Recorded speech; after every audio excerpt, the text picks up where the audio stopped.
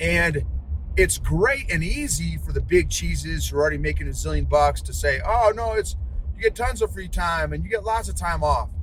Well, again, percentage wise, it's easy for them to say that, being in the position that they're in. Getting to that position, there is, again, they would argue, well, I had lots of time off. No. They may have physically taken a Sunday off or maybe a weekend off, but again, mentally and emotionally, your head is still in the game, even though physically you're taken off. And I'm just not willing to do that. Not for any business. I'm not willing to go, the hustle, that entrepreneur hustle culture, and in my extreme environment, that business call, I'm not doing it. I saw so many people, again, me included, where someone's dream of financial independence and financial freedom, well, those are the big buzzwords we'd say all the time, became nightmares to people because it was all consuming. They would literally say, I recommend you not having kids until you get financial independent and financially free. Multiple times. I recommend you don't take vacation because that's going to take time away from your business. I can't tell you how many times I heard that. So, and again, from someone who's emotionally needy, all my emotional dysfunction, I didn't even know what boundaries were. So and it was great for people who were like me, because it's very hard in that type of very demanding environment to have boundaries, because otherwise they're not gonna work with you. They're not gonna help you. They're not gonna coach you.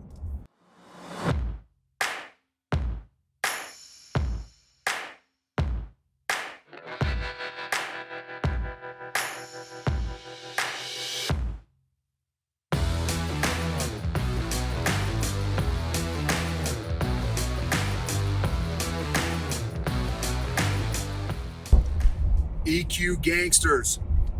On my way to therapy, my therapy class, my jujitsu, and I wanted to share a recent revelation. I still have so much to share with you all. Still getting caught up and stuff after kind of traveling for the past almost month now. Recent insight. Some of y'all that have been following me for a little while know that one of the challenges, opportunities that I have been facing for a little bit now has been the possibility to scale. Do I scale my business? Do I grow my business? Do I for a military airborne term, squat and hold? If you've never jumped out of airplanes before in the military, you won't know that reference. But it's do I hold tight and just wait, or do I again try to scale my business? And man, it's been a challenge, to be honest with you, just really kind of going back and forth. And okay, well, because the default mentality for entrepreneurs is the hustle and grind culture. Like, no, well, that's such a dumb question. Of course you should scale. It should not even be a question. Like, the fact that you're even questioning is like, man, you're weak sauce or whatever, or I don't know, whatever. And again, that was me for 2 decades, almost 2.5 decades, 24 years worth of hustle and grind culture. And there was never enough. When I was in the business cult, there was no level that was satisfactory. Every level was the stepping stone to the next level. Even if you were in the 0.01% that was able to do anything in that environment and accomplish a fairly decent level, it was always, okay, well, when are you hitting the next level? Like I mean, no joke. It was, and it didn't matter how far up the food chain you went. It didn't matter how big you got. It was always the next level. What's your goal? The next level.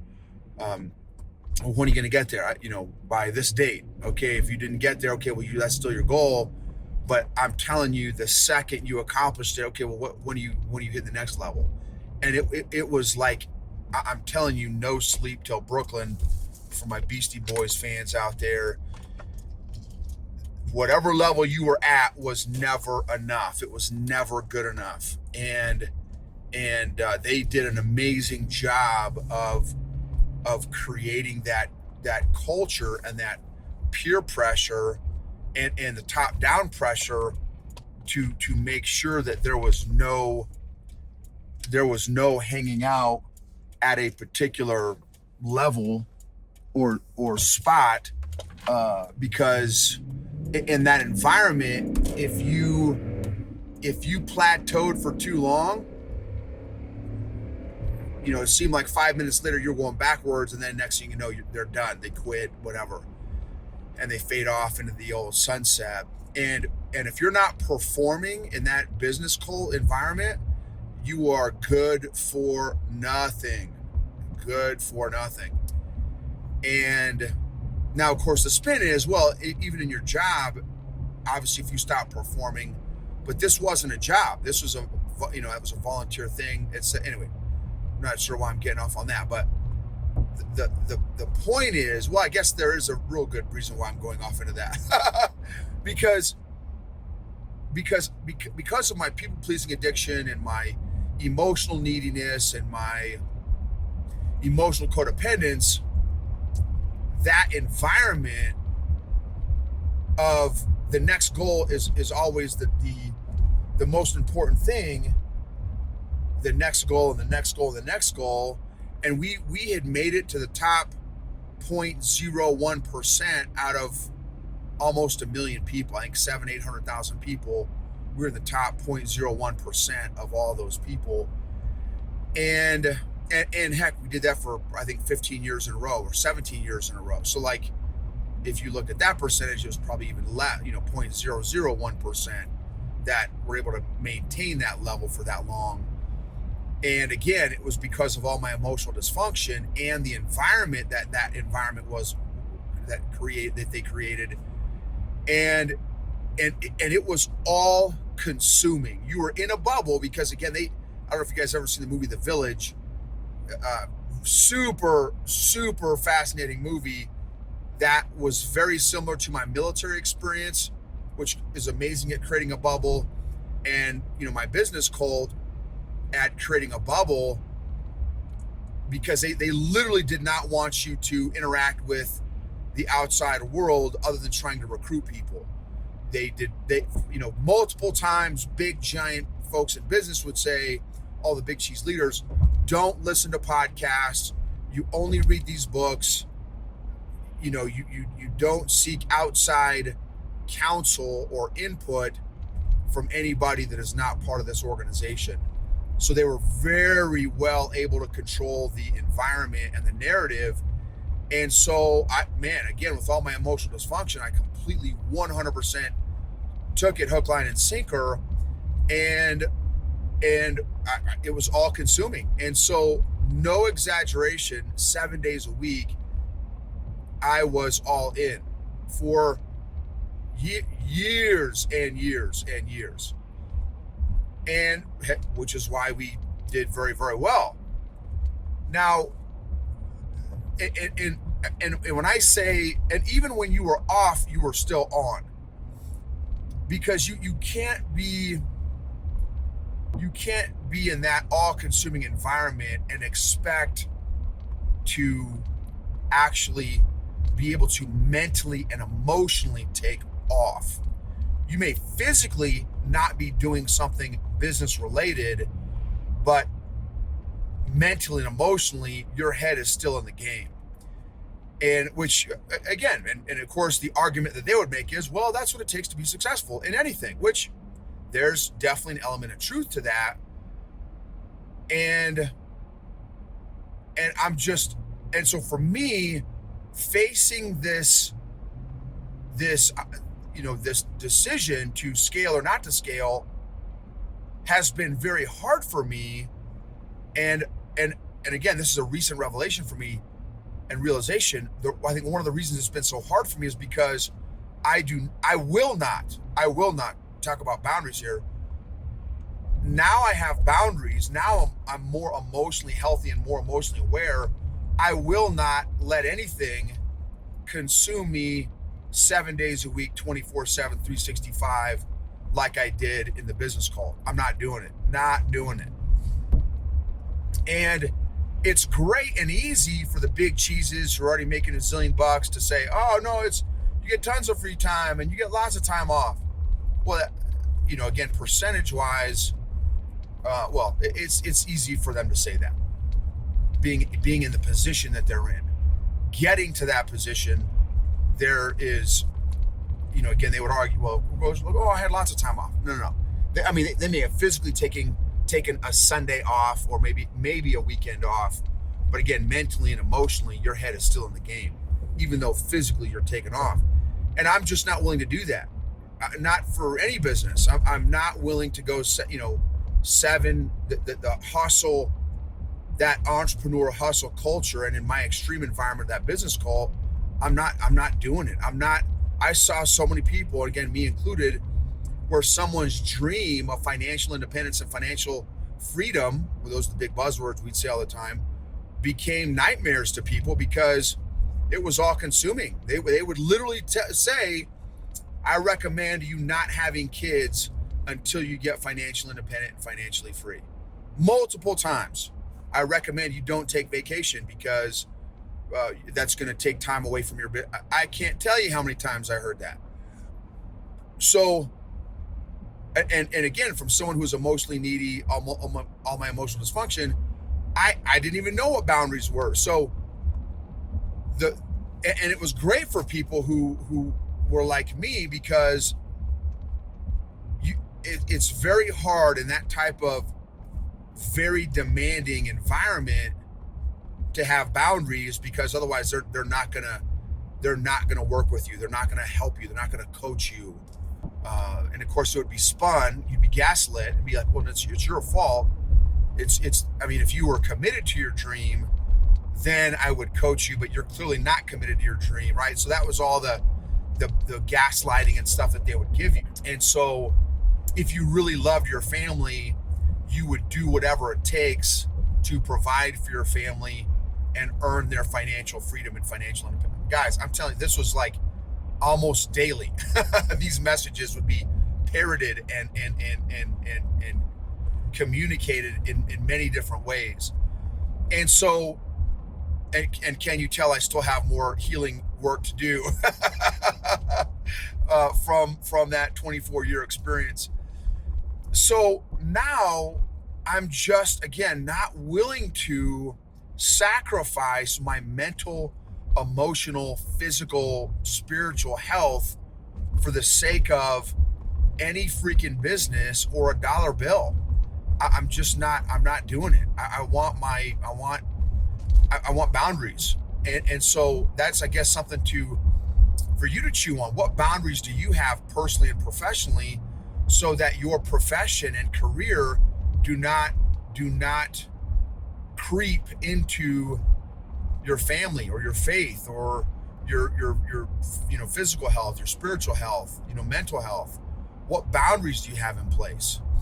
And so I think, and again, I didn't even realize that this was an underlying emotion, conviction, challenge for me until doing some more reflection and processing.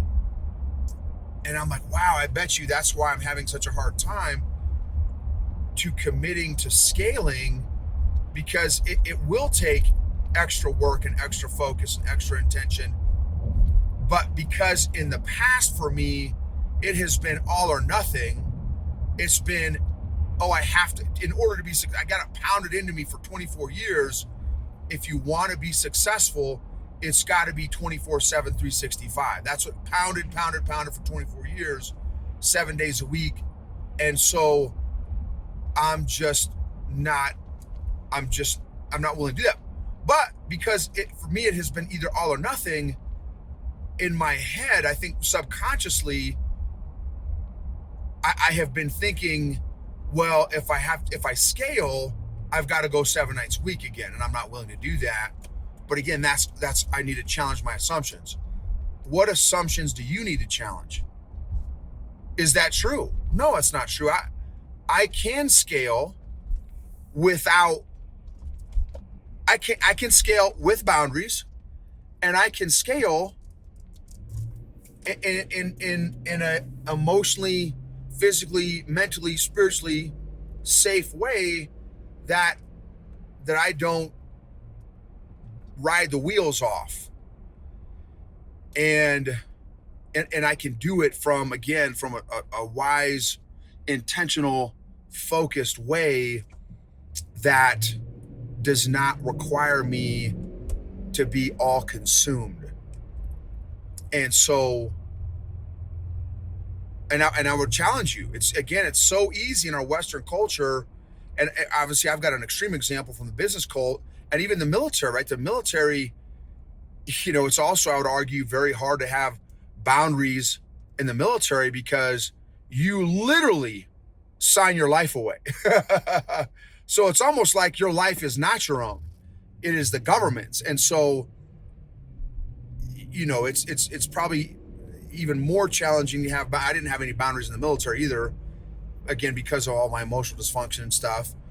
But just that's my challenge to you guys: is what boundaries should you have in place so that you can ensure longevity, more emotional, mental, physical, spiritual balance, health, all those different things. Just that would be my thing for you, is challenge your assumptions. And I just wanted to share that, that recent revelation of again, I wasn't even aware of it for the past 8 or 9 months since I've been talking about the possibility of scaling. And I really wondered, man, why am I having such a tough time making this decision? I know this is a factor, and again, I wasn't aware of it until recently. I also want to thank Classical Conversations for sponsoring our podcast. If you can check out classicalconversations.com/Gibbons, Gibbens, for those y'all that are interested in checking out homeschooling, couple free resources, couple free downloads. Definitely check it out. It's got some great content, some great skinny. You can find a homeschooling community near you that could help in your homeschool journey, should you choose to, look into that or pursue that route. classicalconversations.com/Gibbons. And I also want to do a big shout out to the Lima Charlie Network.